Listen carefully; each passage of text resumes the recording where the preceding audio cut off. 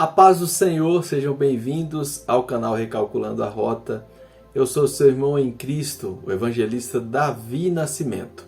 E estamos aqui para estudar mais uma lição da nossa revista Betel Dominical, a lição de número 10 do primeiro trimestre. Já estamos encerrando o primeiro trimestre, temos estudado lições riquíssimas, lições que falam do livro do profeta Ezequiel, o profeta que Deus utilizou para falar para a nação de Israel, falar do seu juízo, do arrependimento da nação e da restauração. Nós já adentramos no assunto restauração na última lição, que Deus leva o profeta ao vale de ossos secos para mostrar como ele faria com a nação de Israel, como ele faria com um povo que já havia desistido, perdido as esperanças. Na lição de hoje, nós vamos estudar a visão da torrente das águas purificadoras. Essa visão está inserida na visão que o profeta tem sobre as medidas do templo, sobre a reconstrução do templo. E eu espero que Deus possa ministrar o seu coração, que essa palavra de restauração possa falar com você e possa falar comigo também, que o Espírito Santo de Deus possa usar essa aula, esse momento aqui, para sermos ministrados. Se você ainda não é inscrito no nosso canal, se inscreva. Nós temos um canal de cortes também, eu vou deixar o link aqui abaixo. E tem um canal também, o Recalculando a Rota tem um canal de lições bíblicas da editora CPAD. Se você tem algum amigo que utiliza a revista CPAD e acha que seria interessante, seria enriquecedor para esse amigo, as nossas aulas a partir da lição da revista CPAD, eu vou deixar o link aqui abaixo, envie para os seus amigos. E os cortes, nós temos os assuntos resumidos. Nós estamos aqui com um pouco mais de 2 minutos de aula. Já estamos na aula, já estamos introduzindo a aula. Na última aula alguém comentou: Davi, você gastou 3 minutos divulgando o canal. Na verdade, nós introduzimos, falamos do que vai acontecer e é feita uma divulgação. Eu estava comentando aqui com o pessoal que é próximo a mim. Às vezes você vê uma aula de 40 minutos, 50 minutos, mas uma aula dessa envolve uma pesquisa, envolve o período de produzir os slides que ficam disponíveis. Os slides vão ficar disponíveis aqui no primeiro comentário, ficam sempre disponíveis. Tempo de preparar a aula, produzir slides, gravar e editar, vai em média 8 horas para produzir uma aula dessa. Se você quer incentivar esse projeto, compartilhe, se inscreva, nos ajude nos outros canais, indicando para amigos. E essas ações fazem com que nós percebamos que o trabalho que estamos fazendo é útil e tem ajudado a você aí que está do outro lado. Então vamos à nossa lição, lição de número 10. Quem não quiser se inscrever, não se inscreva, ninguém é obrigado a nada.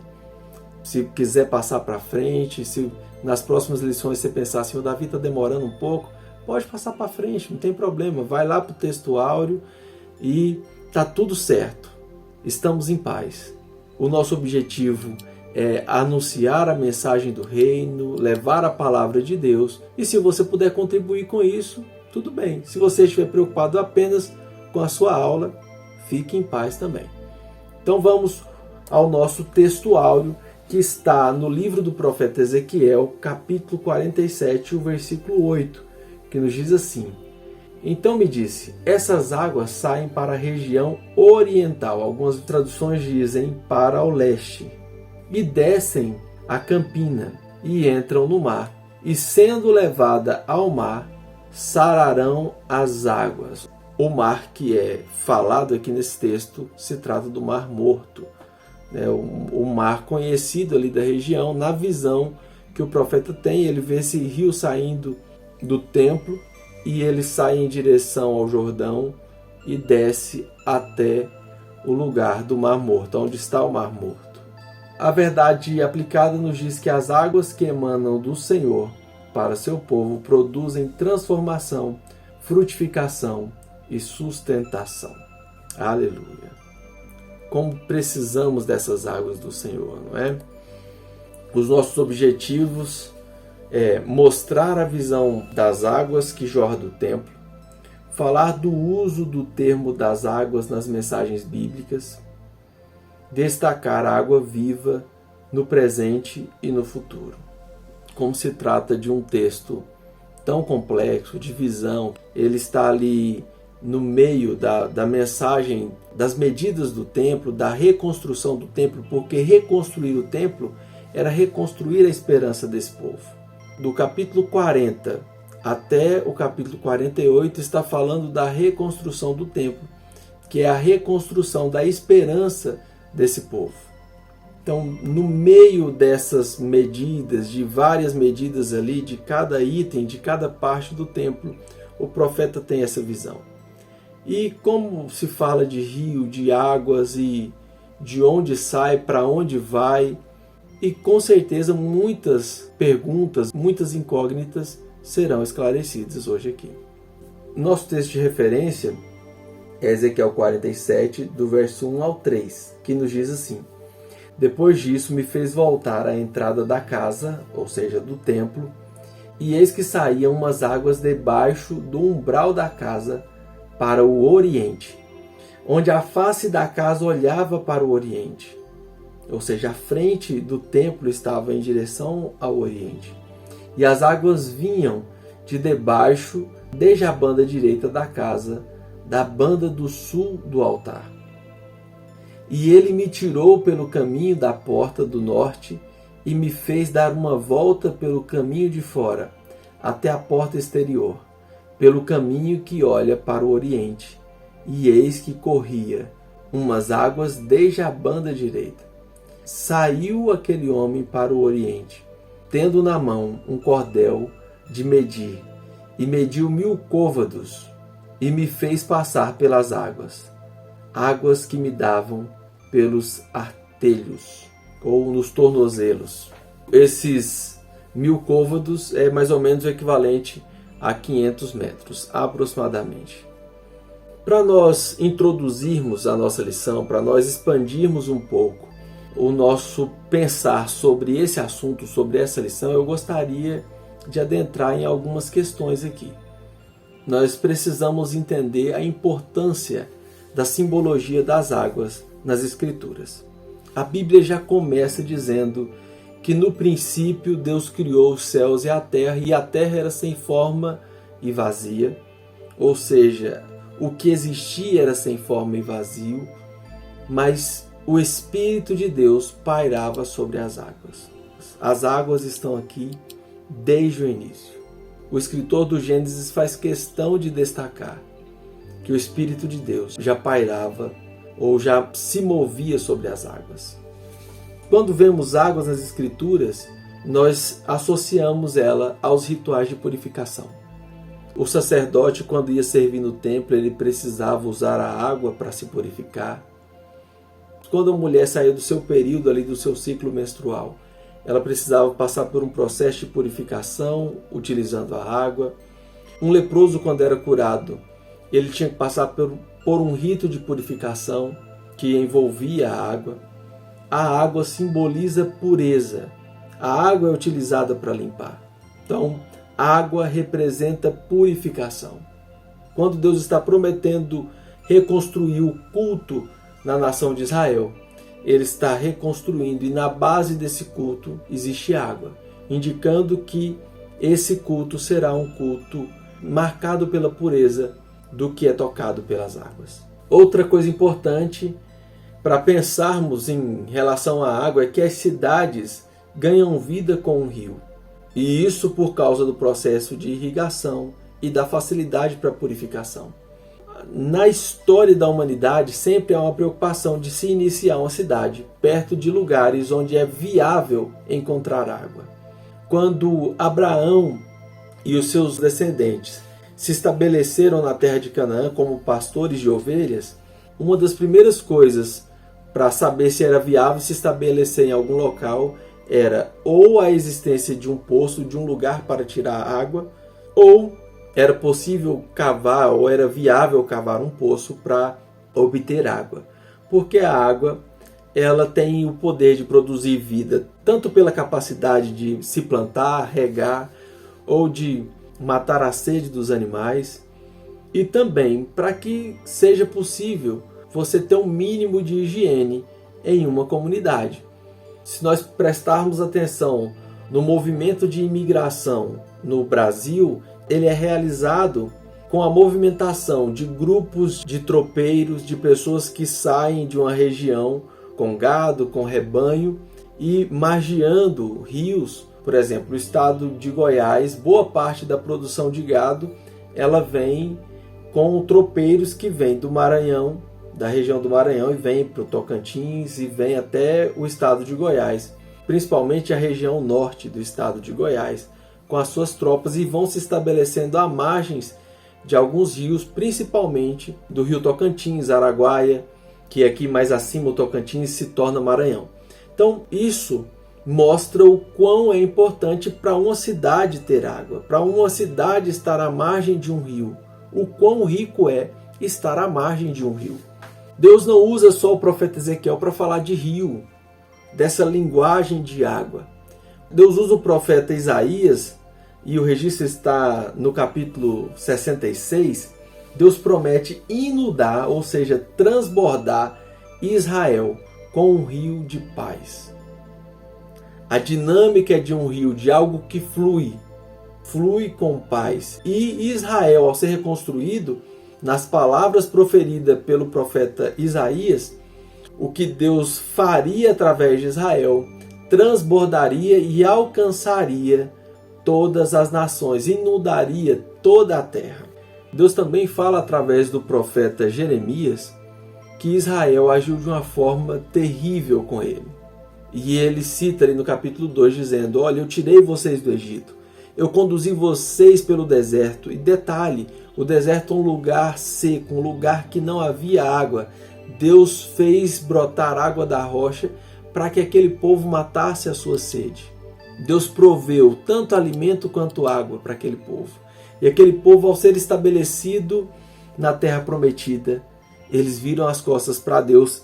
E o termo que Jeremias utiliza é: vocês me abandonaram, a fonte de água viva, e voltaram-se para cisternas que não conseguem reter água, ou seja, cisternas rotas. Nós vemos aqui Deus se colocando como a fonte de água viva. Inclusive é o termo que Jesus utiliza no encontro com a mulher samaritana. Uma mulher que havia calculado que a sua vida faria sentido a partir dos relacionamentos afetivos que ela estabeleceu durante toda a sua vida. E ela se encontra em um momento totalmente sem esperança, totalmente amargurada, distante de todos, indo buscar água em um horário que não era comum para o restante das pessoas da cidade, porque ela estava cansada e sem esperança. E Jesus oferece para ela água viva. Diz: olha, se você soubesse quem está te pedindo água, você daria. Você pediria água para mim e eu te daria água viva. Água que pode matar a sua sede de encontrar sentido para a sua vida. Então é o mesmo termo aqui utilizado por Jeremias, a fonte de água viva.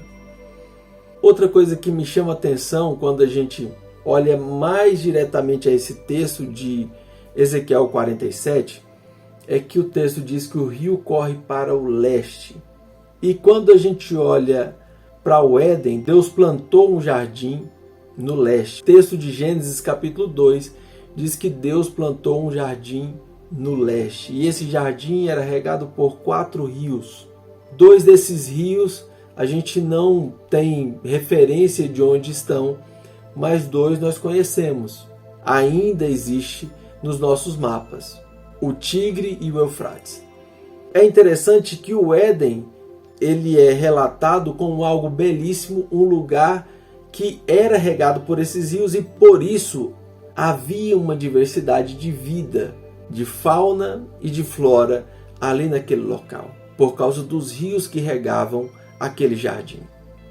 E me chamou a atenção que esse rio, ele corre para o leste, ele aponta para o leste. Ou na tradução que nós utilizamos aqui, que a revista utiliza, para o oriente. Ou seja, para o lugar onde Deus plantou o jardim.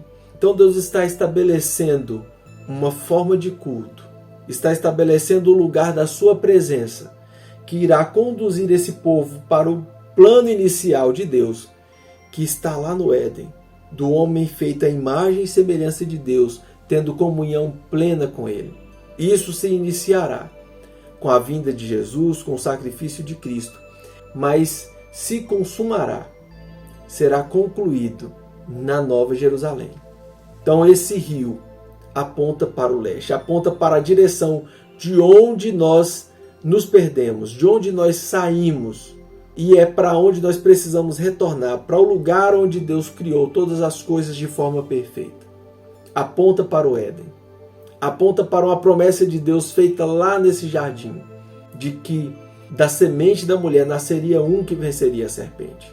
Deus prometeu por meio do profeta Abacuque que toda a terra será cheia do conhecimento da glória dele. O profeta Abacuque diz: como as águas cobrem o mar, toda a terra se encherá da sua glória, da glória de Deus.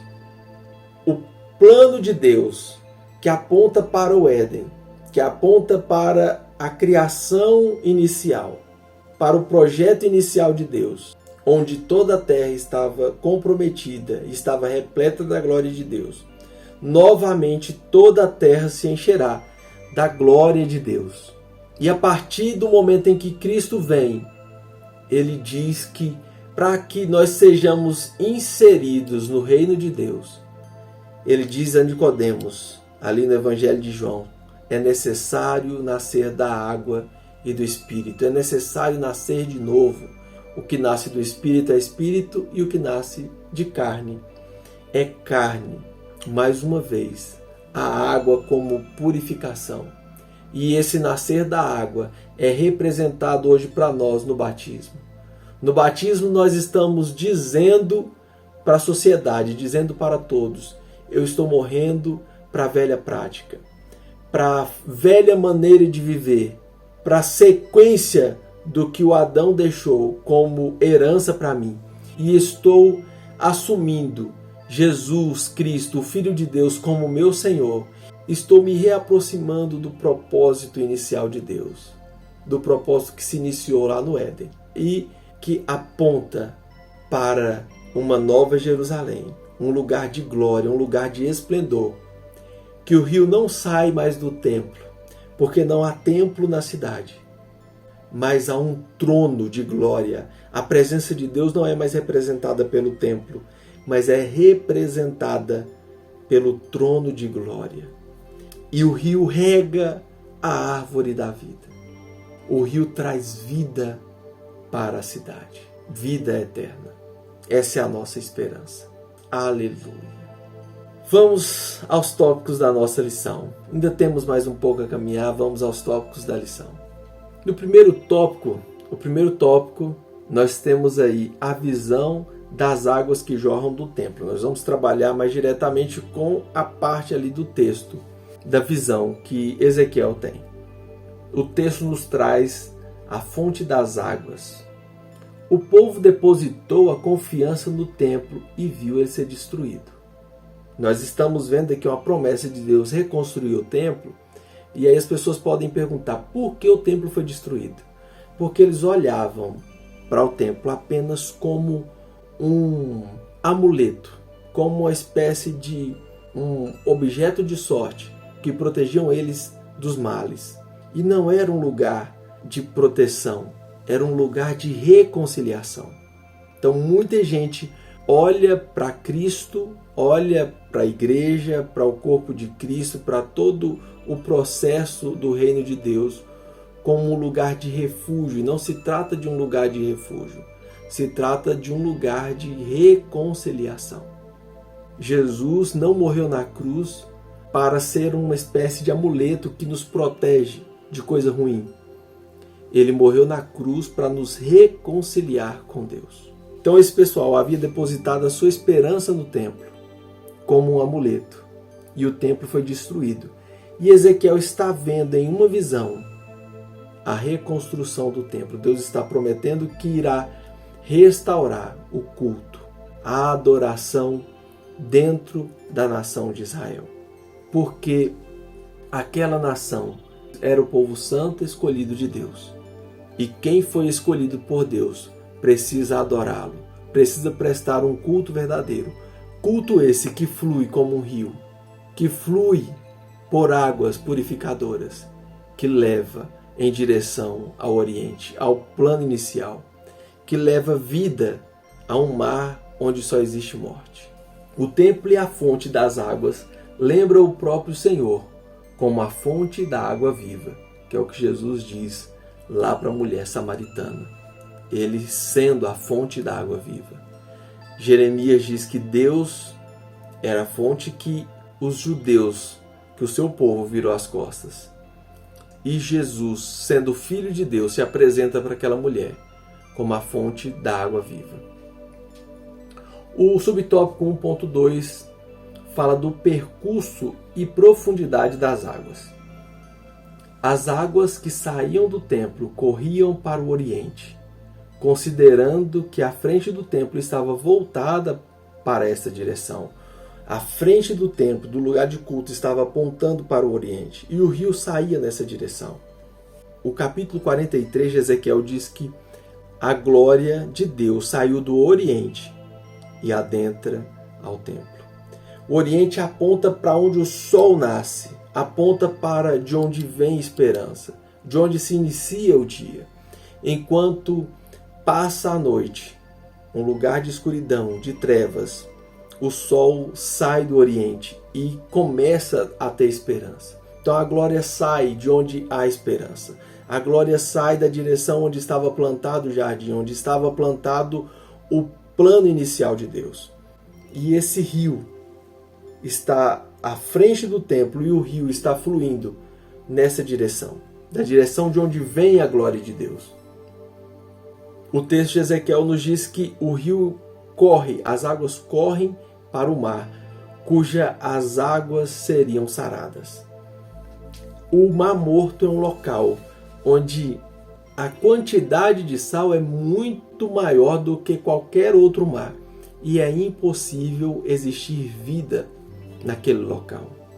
O rio de Deus que sai desse templo, que está repleto da glória de Deus, ele vai em direção a lugares onde não há mais vida. A igreja precisa aprender a fluir nessa direção.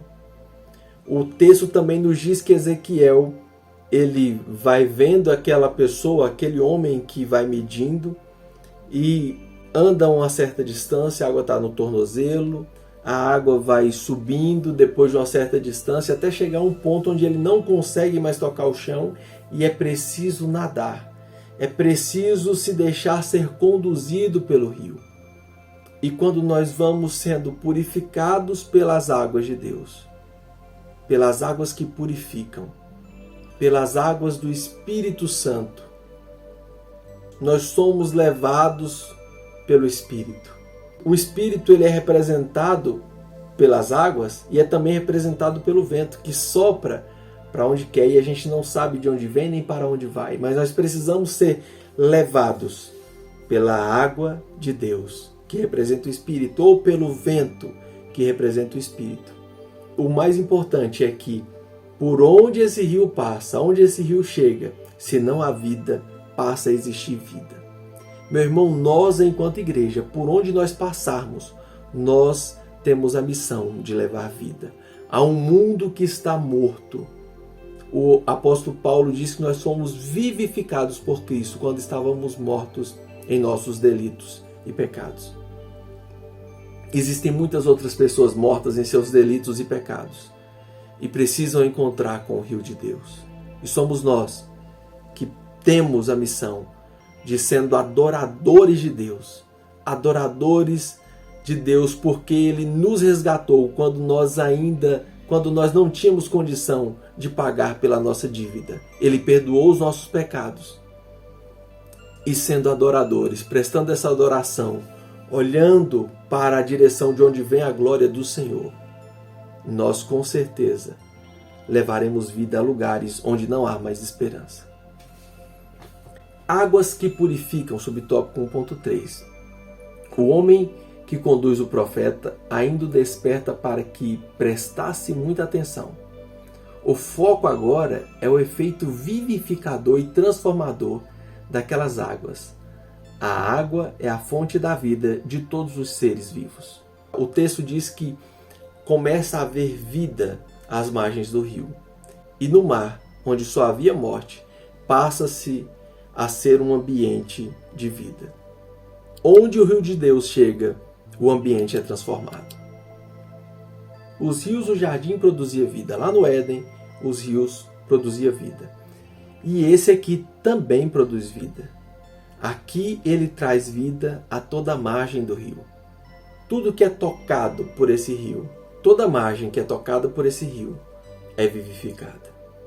O uso do termo águas vivas nas mensagens bíblicas. Aqui nós vamos ver que a Bíblia utiliza da água, da simbologia da água, constantemente. A água demonstra a ação divina de transformação. Sendo levado ao mar, sararão as águas, ou seja, as águas salgadas se tornarão doces e saudáveis. Essa água que flui do trono de Deus. Não basta ser água, porque o ambiente do mar já é salgado o suficiente para não deixar produzir vida, está contaminado a excesso de sal. E isso não é saudável. O excesso desse sal produz morte. Jesus diz que nós somos o sal da terra e vai um alerta aqui para nós. O excesso desse sal produz morte. Existe muita religiosidade trazendo morte, produzindo morte. Assim como aquele pessoal que tinha o templo, que confiava demais no templo, essa confiança deles e a ação deles de forma errada, a devoção deles de forma errada, a ação deles que era contradizente com a sua rotina diária, com a sua vida diária, os levou ao cativeiro e à destruição do templo, a morte de muitas pessoas, inclusive. Então, o mar, existe água, esse mar existe água e existe muito sal.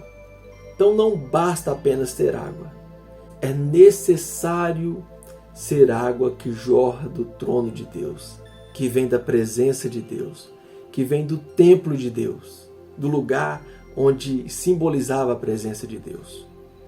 E quando a água vem de lá, ela transforma toda essa água extremamente salgada e estéril em um ambiente de vida. Águas que brotam do trono de Deus entrarão no Mar Morto e isso resultará em transformação, como o poder de Deus transforma os ossos sequíssimos em grande exército. Só o poder de Deus para fazer tanto ossos secos se tornarem um grande exército vivo, como também ser capaz de produzir, de sarar as águas do Mar Morto. Só o poder de Deus para reconstruir a nação de Israel. Só o poder de Deus para transformar a vida do homem pecador em alguém que entende que é servo de Cristo e que foi alcançado pela mensagem do Evangelho e deixou de viver sob o domínio do pecado. Aquele que roubava não rouba mais. Aquele que mentia não mente mais. Aquele que se apropriava do que era do próximo já não se apropria mais. Só o poder de Deus para transformar. Ação divina de frutificação. O texto menciona a abundância de árvores, porém não apenas árvores, mas notemos que só no versículo 12 há 4 vezes a expressão fruto ou frutos. Agora, atentamente para a localização das árvores, à margem do rio ou junto do ribeiro. É enfático em falar de abundância, da quantidade de frutos. O quanto há de frutos e onde está isso? As margens. Quem está à margem desse rio? E há uma associação aqui com o Salmo 1, daqueles que temem a Deus e não se assentam nas rodas dos escarnecedores, que têm seu prazer na lei do Senhor e meditam nela dia e de noite. Diz que é como uma árvore plantada junto a ribeiros, junto a um rio, que dá o seu fruto no tempo certo e que as folhas não murcham, não caem. A ação divina de sustentação. Notemos o texto de Ezequiel 47:12. Não cairá a sua folha, nem perecerá o seu fruto. Essa afirmação transmite ideias de sustentação ou perseverança. Não apenas crescer, mas frutificar. Não apenas crescer e frutificar, mas perseverar. Que vocês produzam fruto e que o vosso fruto permaneça, é o que Jesus diz aos discípulos. Além de crescer e frutificar, há uma sustentação, porque quem nos sustenta é o Senhor. O Espírito de Deus, que é representado por esse rio, que produz vida, que transforma, que faz crescer, que faz frutificar e que nos sustenta. Aleluia, aleluia, glória a Deus. Como ser perseverante em um tempo de tantas distrações e novidades? Estendendo nossas raízes para este ribeiro de águas, que brotam do trono de Deus. Mesmo no calor, as folhagens permanecerão verdes. Só é possível resistir o dia mau quando nós estamos com as nossas raízes lançadas em direção a esse rio. E esse rio de Deus só é possível estar com as raízes nele quando nós temos uma vida de oração, quando nós temos uma vida de entrega a Deus, demonstrada na nossa vida devocional, de oração, leitura da palavra, buscando direção desse Deus. Isso é lançar as raízes em direção ao rio de Deus. Só mediante uma vida de oração, de leitura da palavra, de obediência à palavra, é que é possível ficar de pé, permanecer de pé, porque a força, o sustento, vem do Espírito de Deus, que rega as nossas raízes. Água viva no presente e no futuro, é o tópico 3. Jesus e os rios de água viva, é o subtópico 3.1. O Senhor Jesus se apresentou como fonte de água viva. Ele é que satisfaz a sede mais profunda da alma, a necessidade que o ser humano tem de encontrar sentido para a sua vida. E muitos dedicam boa parte do seu tempo ao trabalho, à profissão, a encontrar sentido em prazeres, na busca de prazeres, satisfazer as vontades que a nossa carne tem. Muita gente acha que vai encontrar sentido se conseguir ter uma vida boa o suficiente para andar em carros de luxo, se morar em casas grandiosas, se puder viajar várias vezes por ano. E muitas dessas pessoas chegam ao final da sua vida e usa as mesmas palavras de Salomão quando escreve Eclesiastes. Tudo é vaidade. No final das contas, o que a gente precisa é só temer ao Senhor, guardar os seus mandamentos. Mas o ser humano tem essa tendência de estar buscando satisfação. E Jesus, quando se apresenta para aquela mulher, ele deixa uma lição para ela e para nós. Só é possível encontrar satisfação plena em Cristo, na fonte que é capaz de saciar a nossa sede, na fonte de águas vivas que pode saciar a nossa sede, a sede de um relacionamento com o Criador, a sede que só é possível ser sarada quando olhamos para quem somos, por quem fomos criados e para que fomos criados. E isso aponta para a glória de Deus, para o Oriente, para o Éden, que foi de lá que viemos. Cristo satisfaz uma pessoa não exterminando sua sede, o que podaria o crescimento da sua alma, mas concedendo-lhe o dom do seu espírito. Não se trata só de estancar a sede, se trata de uma fonte para saciar essa sede, uma fonte que nunca se seca. É interessante que muita gente poderia pensar, quando eu encontro a Cristo eu não tenho mais sede. O que o texto diz é que a fonte jorra para a vida eterna. Eu vou estar sempre saciado. Cristo é capaz de me satisfazer. Cristo é sempre o suficiente para mim. Cristo é sempre o suficiente para você, meu irmão. Eu estou precisando me conter de tanta alegria de ministrar essa aula. Baixei o tom um pouquinho porque mudou alguém recente aqui e eu percebi que tem uma criança, acordou, começou a chorar aqui um pouco e eu reduzi o tom, para não incomodar. A intenção aqui é transmitir a palavra, é transmitir o conhecimento através das Escrituras, meditar na palavra do Senhor. Mas nem por isso a gente precisa também ser inconveniente. Então, estou segurando o tom aqui um pouquinho, mas a presença do Espírito Santo de Deus, desse rio, eu sinto fluir aqui nesse lugar. Eu consigo sentir a glória de Deus enchendo esse lugar, me impulsionando a entrar nesse rio que é capaz de produzir vida, que é capaz de fazer frutificar, que é capaz de trazer vida a um ambiente que era impossível haver vida, um ambiente estéril. Aleluia! Subtópico 3.2. Zacarias e as águas vivas em Jerusalém. Zacarias foi um profeta do período pós-exílico, portanto posterior a Ezequiel. O povo que tinha retornado para Jerusalém encontrou a cidade e o templo destruído. Ele é contemporâneo de Zorobabel, que é o governante que reconstrói o templo. Então esse povo está com as suas esperanças abaladas, tem autorização para voltar para Jerusalém, mas ainda não tinha confiança para reconstruir o templo. Não se sentiam capazes de reconstruir o lugar da glória de Deus. Não tinham condições financeiras para reconstruir. Mas eles já tinham a promessa de que a glória da segunda casa seria maior do que a primeira. Mesmo não tendo condição de construir um templo tão bonito, tão majestoso, tão requintado como Salomão teve. Mas Deus diz que a glória da segunda casa seria maior do que a primeira, porque Deus não olha para a aparência.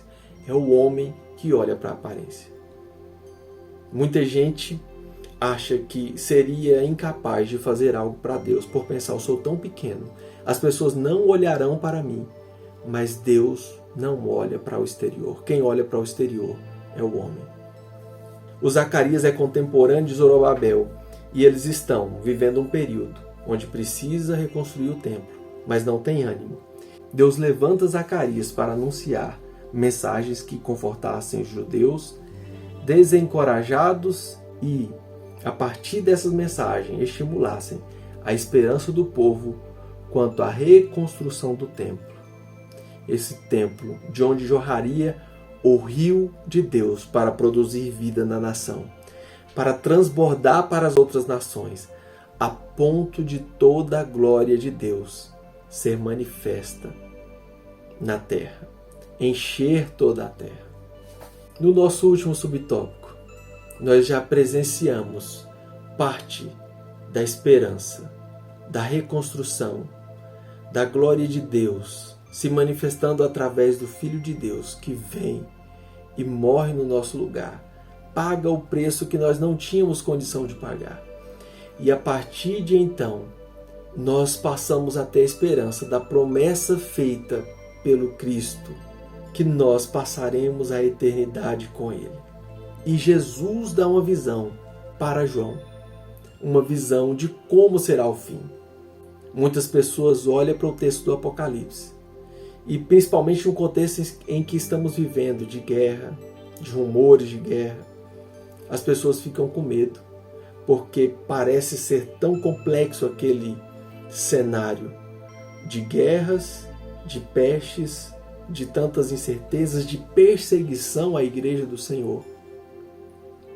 Mas o texto relata tudo isso para dizer, vai acontecer perseguição, vai acontecer guerras, as coisas vão ficar difíceis, os governantes desse mundo, que jaz no maligno, irá tentar impedir a igreja, irá tentar parar a igreja.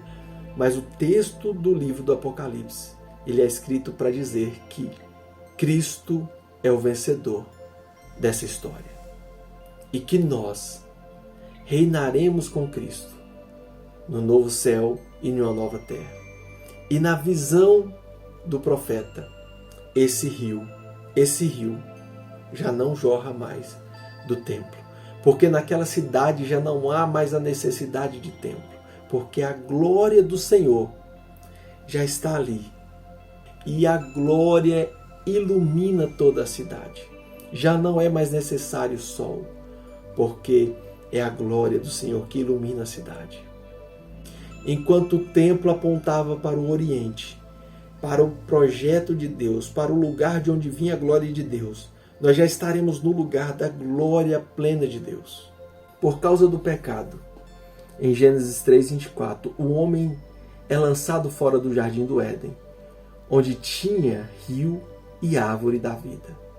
Em Apocalipse 22, João recebe a visão do rio puro da água da vida e a árvore da vida, que estão disponíveis aos que guardam a palavra de Deus e são purificados pelo sangue do Cordeiro. Bem-aventurado os que aproveitam a oportunidade e atendem ao chamado para tomar a água da vida, para deixar a fonte de água da vida adentrar dentro dos seus corações, dentro de si. Eu percebo que, ao olhar para a história, eu percebo que está muito próximo à volta de Cristo. E eu poderia apenas pensar de forma egoísta e só clamar Maranata e ficar aguardando. Mas nós precisamos levar essa mensagem, que é como um rio, capaz de produzir vida. Vida em nós e vida aos que estão no mar onde só há morte. À margem do rio estamos nós, sendo regados. Mas existem muitos que estão em um lugar onde não é possível haver vida. E esse rio tem poder de transformar as realidades, de transformar a vida do homem pecador. Se a nossa mensagem, a mensagem que anunciarmos, não for capaz de transformar a vida do pecador, ela não serve para mais nada. Se não formos capazes de levar vida aos que estão mortos, levar o Cristo de Deus que é capaz de vivificar essa geração. Que Deus te abençoe, que o Espírito Santo de Deus possa te ajudar e me ajudar a colocar essa lição em prática, a sermos trabalhados por essa mensagem, porque senão isso aqui se torna palestra, e palestra existem várias por aí. Mas você que ficou até aqui, que o Espírito Santo de Deus possa te ajudar, te fortalecer, te vivificar a cada dia, a todo instante, e que você possa dar frutos e que o seu fruto permaneça. Um abraço, uma ótima aula e fique na paz.